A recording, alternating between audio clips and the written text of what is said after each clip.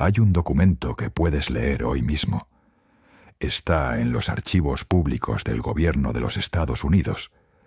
Fue desclasificado en 1977. Y en él aparecen, con la frialdad burocrática de un memorando interno, descripciones de experimentos realizados sobre seres humanos sin su conocimiento. Ciudadanos americanos, pacientes de hospitales, presos, estudiantes universitarios, personas que en ningún momento supieron que estaban participando en algo. El programa tenía nombre, se llamaba MK Ultra. Y lo que hace especialmente perturbador este caso no es que fuera obra de un régimen totalitario, no es que lo hiciera un enemigo, es que lo hizo el gobierno de uno de los países que más insistía en distinguirse moralmente de sus adversarios. ¿Por qué un gobierno democrático experimentaría con su propia población? ¿Y hasta dónde llegó realmente antes de que alguien lo detuviera? Esas son las preguntas que vamos a intentar responder, aunque la respuesta, como veremos, es más complicada e incómoda de lo que cualquier titular periodístico puede contener. Para entender MK Ultra, tienes que entender el miedo. No el miedo individual, cotidiano, el miedo institucional. El miedo de un Estado que cree, con una convicción genuina, que su adversario está desarrollando capacidades que podrían cambiar la naturaleza de la guerra tal como se conocía hasta entonces. Estamos en los primeros años de la Guerra Fría. La Unión Soviética acaba de probar su primera bomba nuclear. El mundo ha comprendido que el conflicto que se avecina no se va a resolver solo con ejércitos y territorios. Y entonces empiezan a circular informes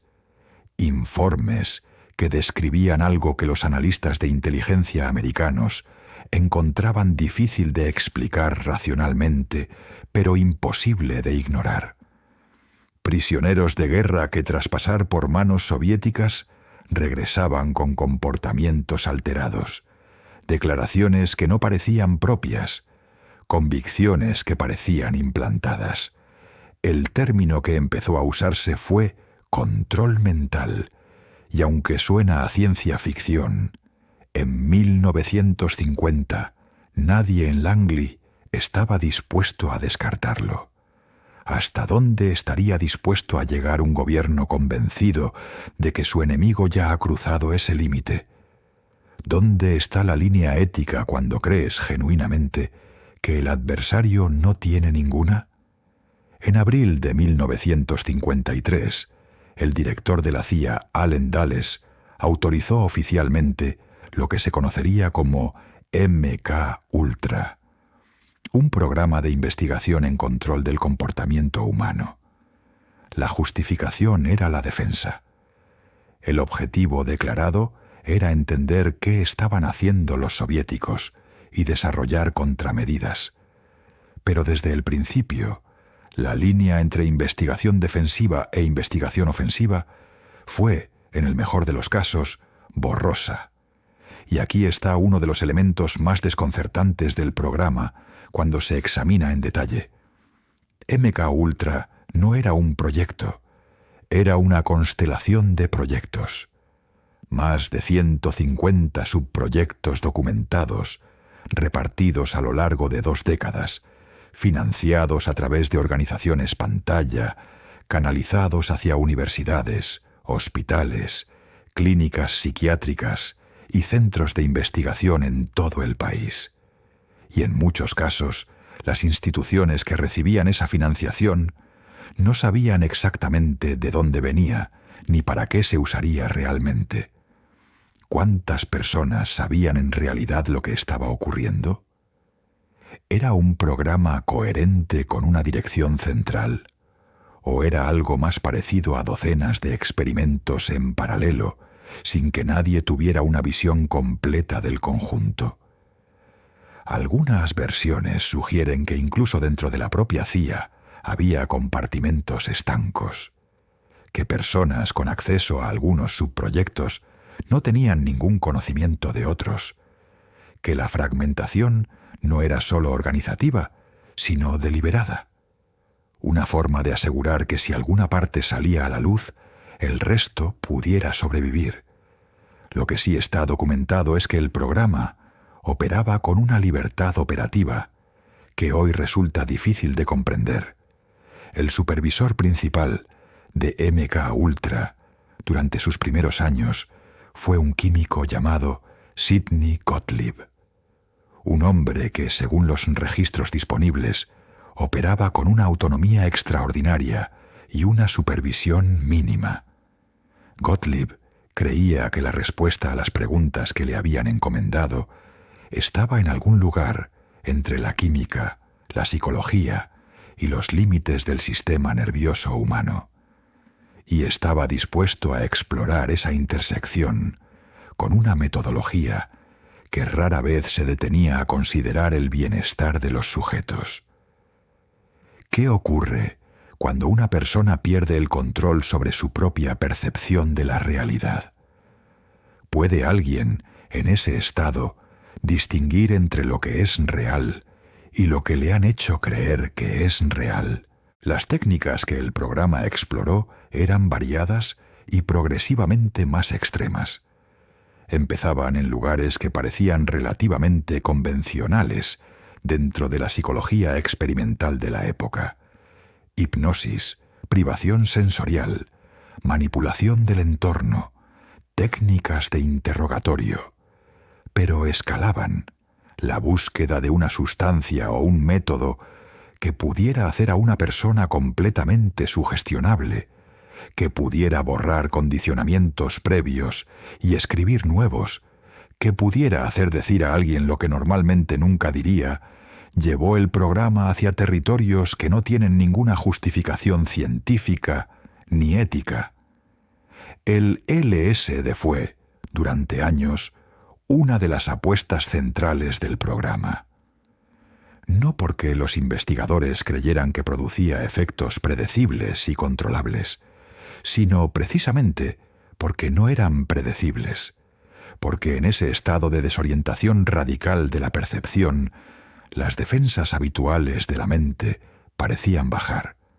La pregunta era si en ese espacio se podía hacer algo útil, y la forma de responderla, aparentemente, era administrarlo a personas, sin decirles qué estaban tomando, y observar.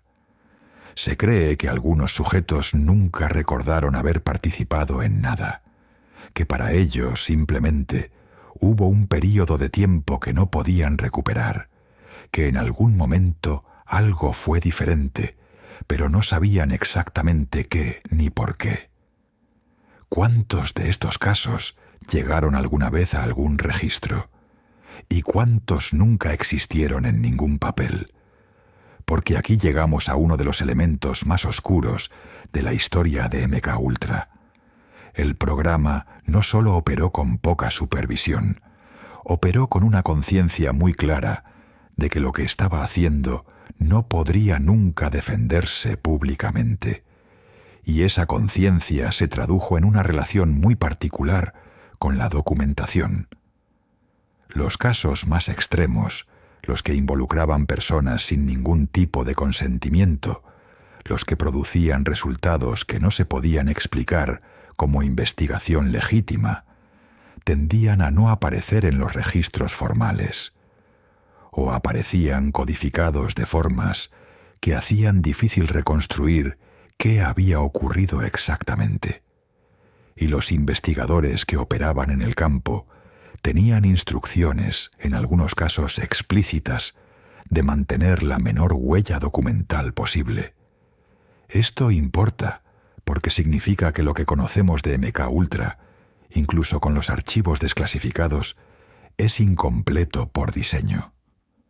Los documentos que existen son los que sobrevivieron, y sobrevivieron en parte por accidente. Algunos de los casos concretos que sí salieron a la luz décadas después son suficientemente perturbadores para entender la escala del problema. Había operaciones en bares y apartamentos en San Francisco y Nueva York, donde agentes de la CIA administraban sustancias a personas que no sabían que estaban siendo observadas y registraban los resultados desde detrás de espejos unidireccionales. Había experimentos en hospitales psiquiátricos donde pacientes que ya estaban en situaciones de vulnerabilidad extrema eran sometidos a sesiones prolongadas de privación sensorial, administración de sustancias y mensajes grabados en bucle durante horas. Había universidades donde investigadores recibían financiación para proyectos que no sabían que eran parte de algo más grande. ¿Cuántas personas que pasaron por esos lugares en esos años saben hoy lo que les ocurrió? La respuesta honesta es que probablemente muy pocas. Pero el caso que más se aproximó a hacer saltar el programa a la esfera pública no involucró a un desconocido. Involucró a un científico del propio establishment de defensa americano. Frank Olson era un bacteriólogo que trabajaba para el ejército de los Estados Unidos y que tenía contacto con algunos de los proyectos relacionados con MKUltra.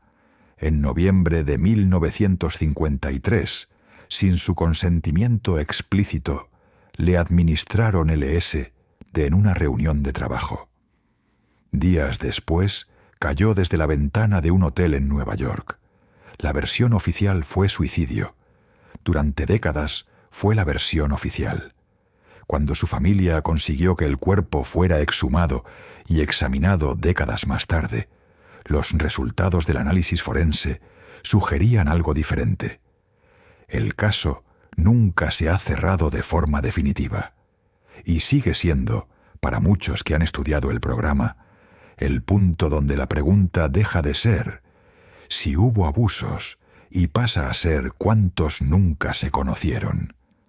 ¿Por qué destruir información si realmente no había nada que ocultar? En 1973, cuando el programa llevaba ya oficialmente terminado 2 años, el entonces director de la CIA, Richard Helms, ordenó la destrucción de los archivos de MKUltra. La mayor parte de la documentación del programa desapareció en ese momento. Lo que conocemos viene de los documentos que por error burocrático se archivaron en un lugar equivocado y no fueron destruidos junto con el resto. Fueron descubiertos en 1977 durante una auditoría de rutina. Piénsalo un momento. La historia de MKUltra, uno de los programas más significativos de la historia de la inteligencia americana, se conoce gracias a un error de archivo. Las audiencias del Congreso que siguieron a ese descubrimiento revelaron suficiente como para producir un escándalo político considerable, pero también dejaron claro algo más inquietante, que sin los documentos destruidos era imposible reconstruir la totalidad del programa, que había subproyectos de los que se sabía que habían existido, pero de los que no quedaba prácticamente ningún registro, que había personas involucradas que nunca testificaron, que había instituciones que participaron cuya participación nunca fue completamente documentada. ¿Por qué mantener algo funcionando durante 20 años si los resultados nunca fueron lo que se buscaba? ¿O los resultados sí fueron algo y simplemente no son los que se documentaron? Sidney Gottlieb, el hombre que dirigió el programa durante sus años más activos, testificó ante el Congreso. Negó los abusos más graves. Defendió el programa como una respuesta necesaria al contexto de la Guerra Fría. Y luego se retiró a una granja en Virginia, donde, según las crónicas de quienes lo conocieron en sus últimos años, pasó tiempo considerando el peso de lo que había hecho. Murió en 1999. Las respuestas más importantes se fueron con él. El final oficial de MKUltra no fue un cierre. Fue una interrupción documentada de algo cuya verdadera extensión nunca se estableció completamente. Las instituciones que participaron siguieron funcionando. Algunos de los investigadores que trabajaron en el programa continuaron sus carreras sin consecuencias significativas. Y la pregunta que más incomoda a quienes han estudiado este caso en profundidad no es qué ocurrió dentro del programa, es qué ocurrió después de que dejaran de documentarlo. ¿Fue MK Ultra un experimento que fracasó y terminó? ¿O fue simplemente el período en que ese tipo de investigación tuvo nombre, dirección postal y archivos que podían destruirse? La sala de los experimentos está vacía. Los archivos, en su mayor parte, ya no existen. Y la pregunta que queda flotando es si lo que ocurrió en esas 2 décadas fue una anomalía histórica, un error que un sistema democrático cometió y del que aprendió, o si fue simplemente el momento en que esas cosas tuvieron un nombre